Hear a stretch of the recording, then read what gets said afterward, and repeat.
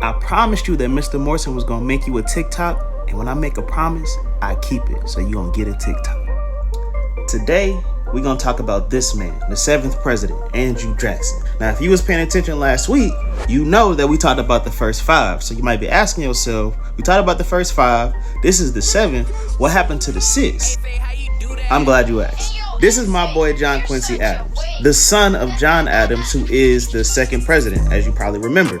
So John Adams ran against Andrew Jackson and 2 other people, Henry Clay being one of them, in the 1824 election.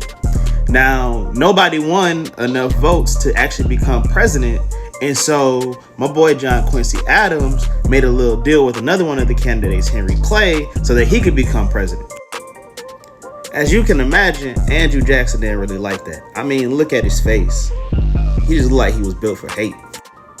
So basically, when the next election came around in 1828, it was get back time, and John Quincy Adams lost, which led to a new era of American politics that we call Jacksonian democracy.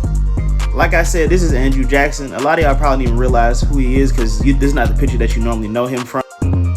I would say you probably know him from here, but I know a lot of y'all don't really be getting money like that. But this is Andrew Jackson. He on the 20. Anyway, Jacksonian democracy. Basically, Andrew Jackson had a very, very different perspective on what it meant to be president than a lot of people that came before him. One of the huge things that he wanted to do was to make sure that more people could vote. And when I say more people, I mean like more white people, right? And when I say more white people, I mean like more white males. Essentially all white males, which before that wasn't really the case because only people who could really vote was white males who owned land, which most of the time meant that you was rich. But look at him. You can tell Andrew Jackson grew up broke. He just give broke, right? And so he was like, I want to put on for all the broke white men. And so that was one of the things that was really, really important to him. The other thing that was really important to him was racism. He really, really hated Native Americans. And so after he became president, he signed the Indian Removal Act, which basically said that the government can take Native Americans' land and there was nothing they could do about it, which led to something that you've probably heard of, which is the Trail of Tears, where a bunch of people had to move, a bunch of Native American people had to move from their land to the West. They were given smallpox blankets, and a lot of them died on the way and didn't even make it. It completely devastated the indigenous people population.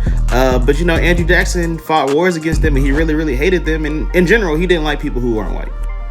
Somebody who was white, though, is John C. Calhoun, who was a representative from South Carolina during Andrew Jackson's presidency. Now, during that time, South Carolina was really not feeling a lot of laws that the national government was put out. Obviously, the national government is led by the president. The president at the time was Andrew Jackson. He wasn't feeling a lot of the laws they was putting out, and they was basically like, we're not gonna follow any laws. Matter of fact, we're leaving the America. Like, we're not gonna be a part of America no more. South Carolina's gonna be its own country. Now, one thing you need to know about Andrew Jackson is that he was big on states having their individual rights. He was kind of like anti-federalist, but even after that debate was over, like after they had figured it out and signed a constitution and everything, he was still kind of feeling like states should have a lot of power. But despite this, he still wanted to make sure that South Carolina stayed in the Union, so he made sure that he struck a deal with South Carolina to keep them in the Union, which kind of showed that even though he was big on states' rights, he also really understood the importance of the national government.